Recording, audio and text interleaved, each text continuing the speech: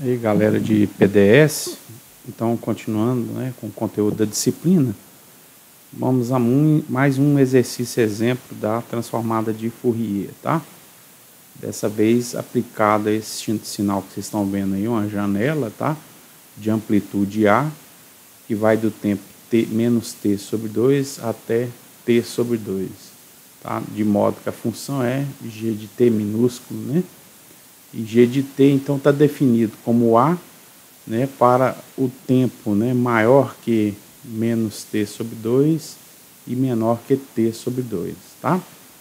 Então, de novo, aplicado a um sinal não periódico, né, vamos levar essa função g de t para o domínio da frequência, né, e aí a gente vai ter, portanto, conteúdo espectral, né, a densidade espectral do sinal g de t definido, né, entre menos t sobre 2 até t sobre 2, tá?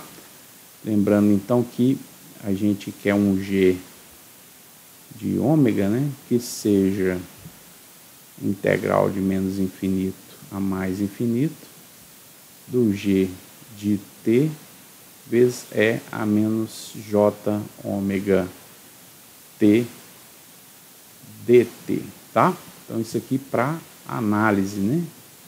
Ferramenta para análise transformada de Fourier, tá? Análise. Ferramenta de síntese seria a transformada inversa, né?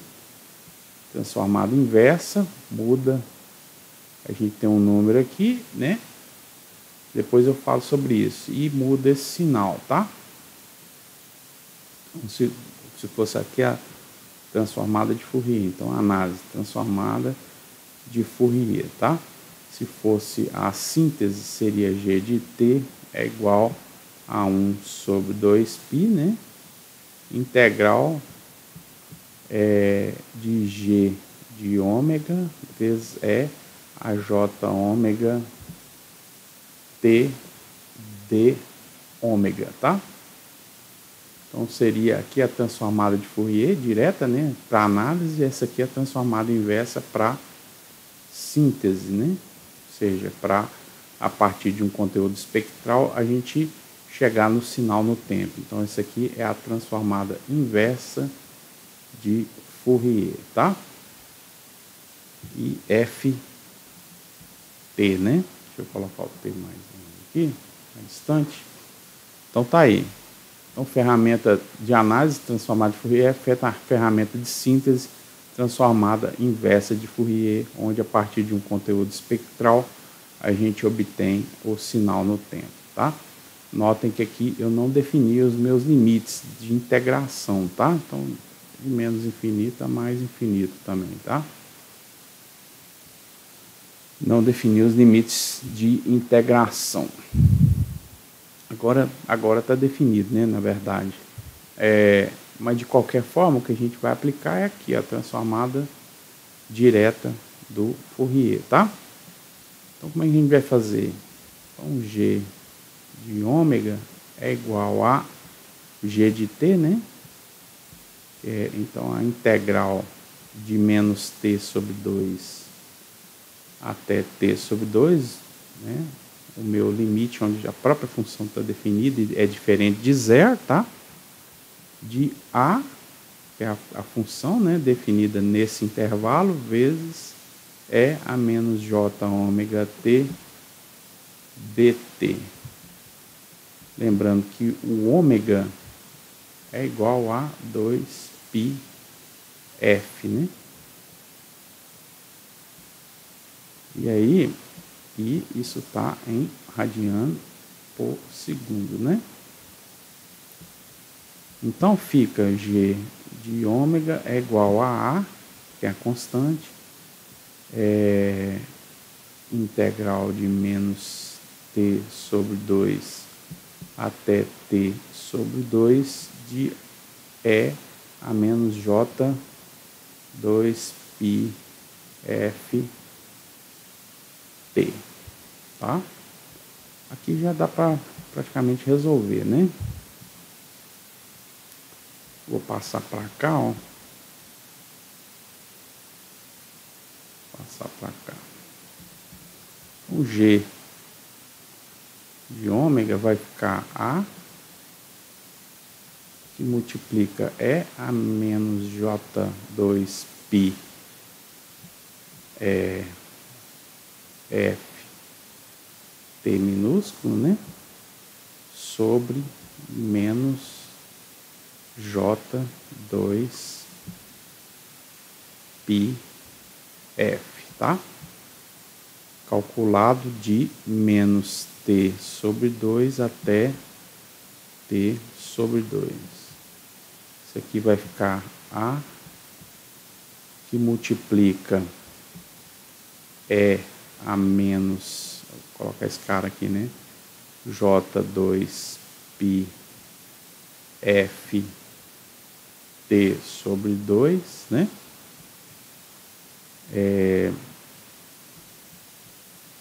Menos E, aí menos com menos dá mais, né? A J2π F T sobre 2 sobre menos J2π F. Beleza? Eu posso cortar esse 2 com esse de cá, esse 2 com esse daqui, né? E aí eu vou rearranjar isso aqui. J de ômega é igual a A, que multiplica. Então vai cortar. Eu vou inverter o sinal, esse sinal com esse, tá? Certo? E este com esse aqui, ó, tá? Da seguinte forma. Então vai ficar esse, porque tem que imaginar o seguinte, que esse cara divide aqui e esse cara também divide aqui, né? Então, mais com menos dá menos, mais com mais, menos com menos dá mais, né? Então vai ficar esse cara aqui, ó, primeiro aqui, ó, cortado 2 com 2, né?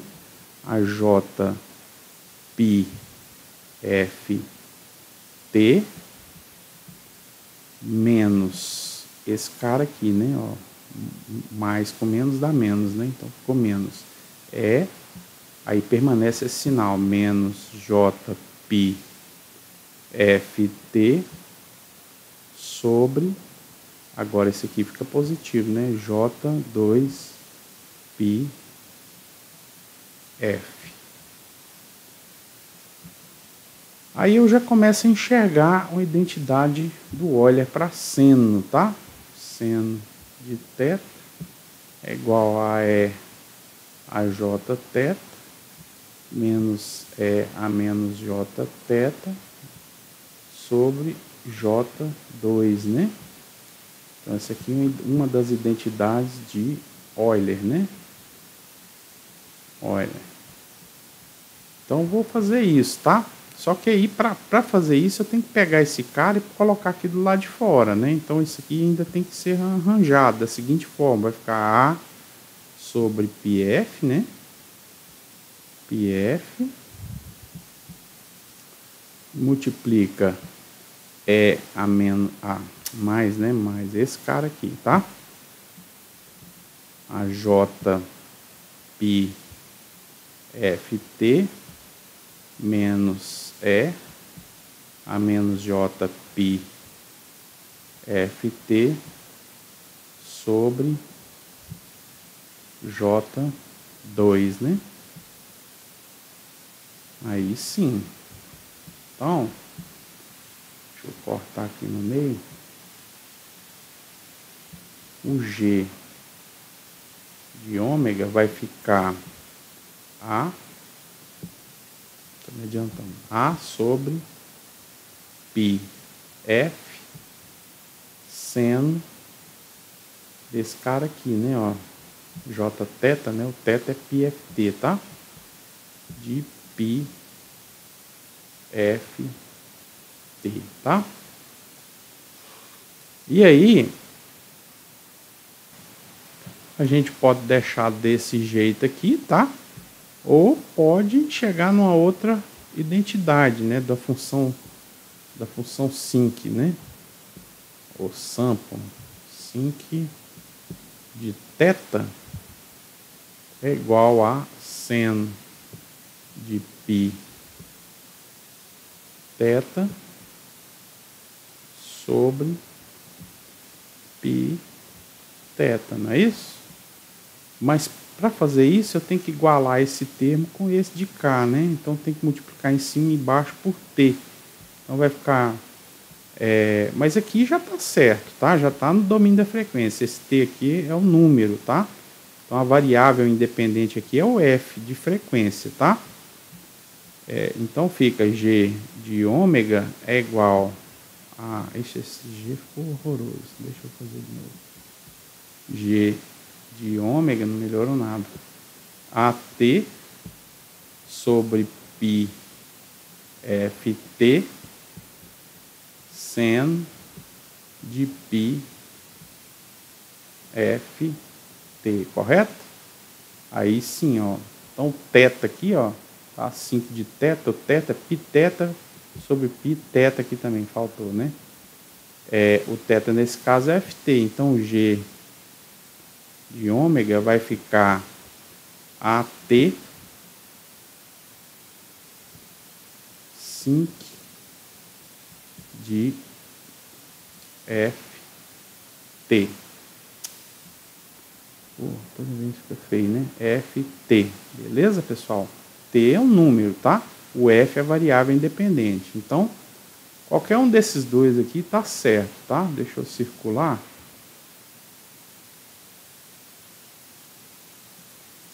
Obviamente, para a gente jogar no MATLAB, esse aqui fica bem mais tranquilo, tá, pessoal? Vou ligar o MATLAB só para a gente ver o resultado gráfico desse sinal, né? Que foi passado do domínio do tempo para o domínio da frequência, tá? Só um instante que eu vou ligar. Então tá aí o MATLAB, pessoal. Vamos fazer o seguinte. Vou colocar aqui gráfico, transformada de Fourier de função janela, tá? De amplitude A, né? A. Então, close all, que eu gosto de fechar todas as janelas que tiver aberta, né? Se eu precisar repetir o programa várias vezes, tá? Aliás, vamos primeiro limpar, né? Clear all, limpa todas as variáveis, né? Criadas. Close all. Fecha todas as janelas, então limpa as variáveis, fecha a janela, porque aí eu recomeço tudo do zero, tudo limpinho de variável ou gráfico, se eu precisar repetir o programa, né? CLC eu limpo a janela de comando, comando de Windows, tá? Então eu vou definir o A, a amplitude do A igual a 1, tá? E o T também é T sobre 2, né? De menos T sobre 2 até T sobre 2. Então eu vou definir com amplitude 2, tá? Que vai de menos 1 a mais 1, tá? Aí vou definir um eixo de frequência. Frequência é igual, vou colocar de menos 3 vezes π, com passo de 0,01, tá? Para ter resolução boa, até 3 vezes π, tá? Esse é meu eixo de frequências, tá? E aí vou gerar a minha G, né? G vai ser igual a vezes T vezes sinc de F vezes T, né? Beleza? Então é aquele resultado, né, que a gente chegou ao final lá da transformada de Fourier, tá? Agora eu vou plotar, em função do F, o G, e ligar a gradinha, tá? Grid on. Então vamos ver, vai pedir para salvar com alguma coisa, né? Vou colocar resultado, que eu já fiz um, tá? Resultado, gráfico 2 da FT, da transformada de Fourier, tá? Então, ele gerou o resultado e tá aqui, ó, pessoal, tá?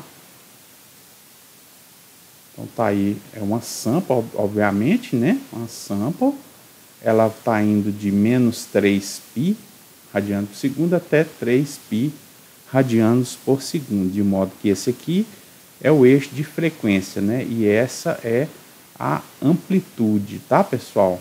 Então, essa é a amplitude do sinal, né? E aí, o que a gente está enxergando isso, com isso, tá? Deixa eu voltar a outra tela. Então, aqui. Deixa eu ver se eu acho só. Aí, beleza. Então, esse sinal no domínio do tempo, tá? Aplicando a transformada de Fourier, virou esse sinal aqui, ó, no domínio da frequência. O que a gente está vendo é a densidade espectral desse sinal aqui, ó, tá? Espectro de frequência, tá? Do zero, ou seja, é um sinal que só varia uma vez e depois não aparece mais, tá? Então, a maior parte da frequência dele é zero, né? Radiano por segundo ou 0 Hz, né? Tanto faz. Depois você vê umas ondas, né, de densidade, né, que vão decrescendo aqui, ó, mas tendem ao infinito, tá?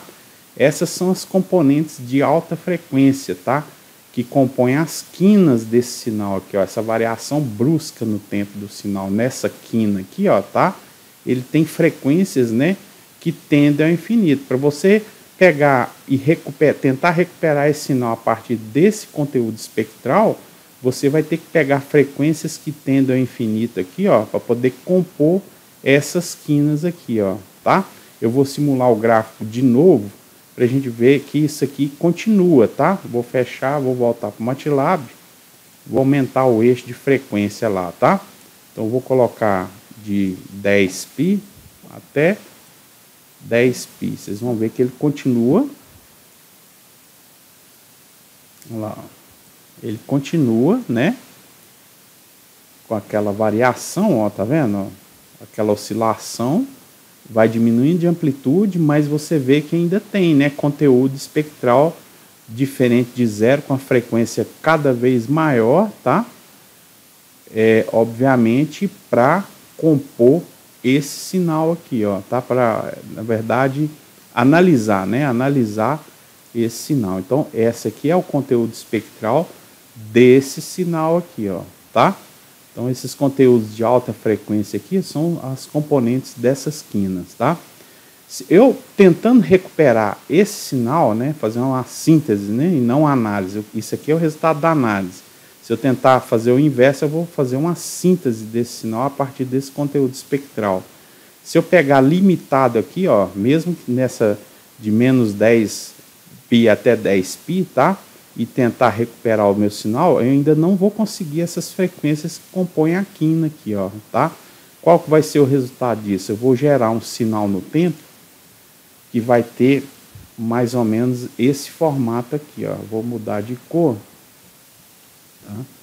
Ele vai ter um formato algo assim, ó. Vai oscilar, né? Oscila nas bordas, né? Oscila nas bordas. Então, ele oscila, né, na borda aqui, ó, tá vendo? Tá? E tem uma transição que não é completamente vertical, tá? O nome desse negócio chama fenômeno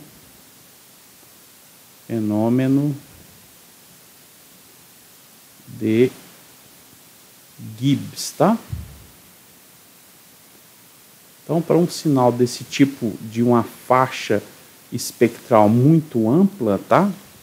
Como que a gente pode ver nesse resultado, tá? Quando você tenta recuperar, você não recupera totalmente o sinal, porque você não consegue fazer uma transformada inversa, né? Aqui, ó, vamos ver a transformada inversa, tá?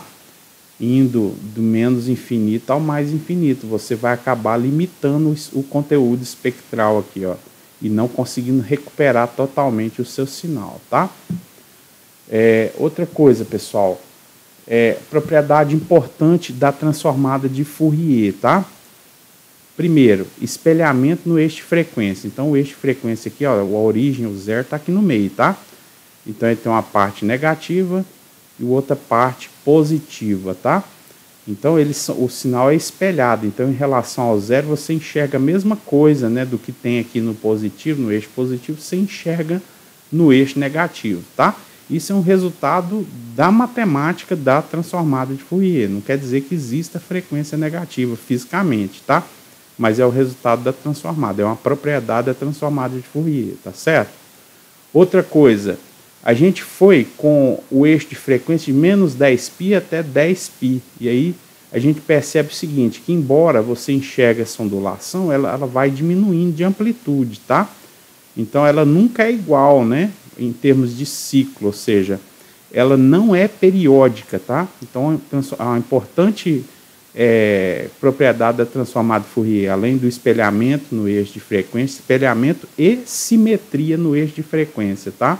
Então você enxerga a mesma coisa no positivo com relação ao eixo negativo aqui, ó, como se o zero aqui fosse um espelho, tá? Ela não é periódica, tá? Então você pode ir com isso aqui até o infinito, que você vai ver que ela tende a zero, não chega no zero, tá? Isso por causa do conteúdo espectral daquela janela com a variação brusca, né, naquelas quinas das bordas, tá? Mas ela é não periódica, diferentemente da transformada de Fourier de tempo discreto, que aí ela já é periódica, tá certo? É uma propriedade importante aí, que é interessante a gente ver olhando, obviamente, para o resultado gráfico, tá? Valeu, pessoal? É isso que eu queria mostrar para vocês, tá? Um abração, então, até a próxima.